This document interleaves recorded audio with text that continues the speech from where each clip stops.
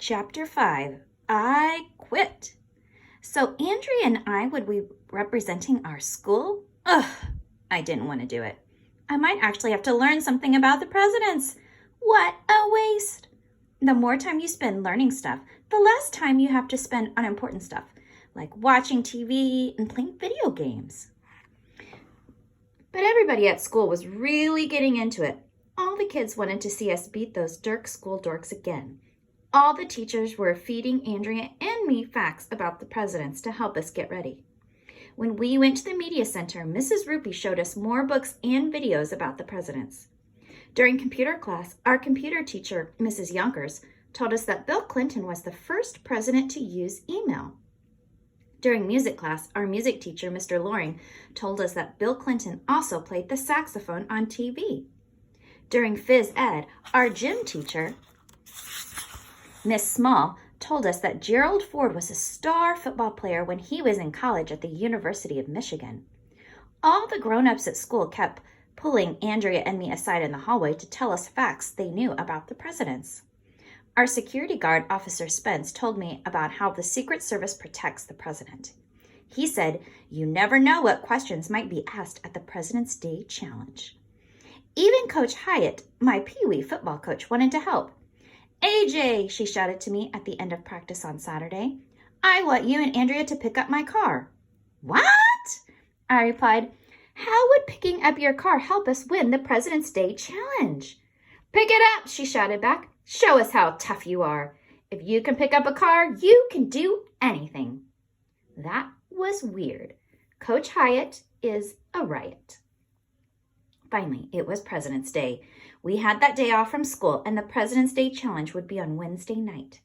On Tuesday morning, we were in Mr. Cooper's class when an announcement came over the loudspeaker. "Andrea and AJ, please report to Mr. Klutz's office." Uh-oh. "Ooh," said Ryan. "AJ and Andrea are going to Mr. Klutz's office together. They must be in love." "When are you going to get married?" asked Michael. Andrea and I walked 1,100,000 miles to Mr. Klutz's office. When we got there, he was hanging upside down from the ceiling. "Why are you hanging upside down from the ceiling?" Andrea asked. "It helps me think," Mr. Klutz replied. "Your brain works better after the blood has rushed to your head. You should try it." Mr. Klutz is nuts. He climbed down and sat behind his desk. "Did we do something wrong?" I asked. Usually I get called to the principal's office when I did something wrong. No, Mr. Klutz replied. "Just the opposite. I'm so proud of you too. Win or lose, you'll be representing our school. You're going to be under a lot of pressure tomorrow night. The questions will be harder. There may be some trick questions too. I know you're both going to give it your best shot." I looked at Andrea. She had on her mean face. "What's the matter, Andrea?" asked Mr. Klutz. "Arlo doesn't know anything about the presidents," she complained. "He's not prepared, and he's not even trying." "I know lots of stuff about the presidents," I said. "Oh, yeah?" Andrea said. "You know which president put a toilet in the White House. You know which president threw up on somebody. But that's all you know, Arlo." "Arlo is going to bring our team down, Mr. Klutz." "Hey, I didn't want to do this in the first place," I shouted. "I don't want everybody to think I'm some kind of brainiac like you. All my friends are making fun of me. You know what? I quit. Do it yourself." I went to open the door, but Mr. Klutz stood up and blocked me.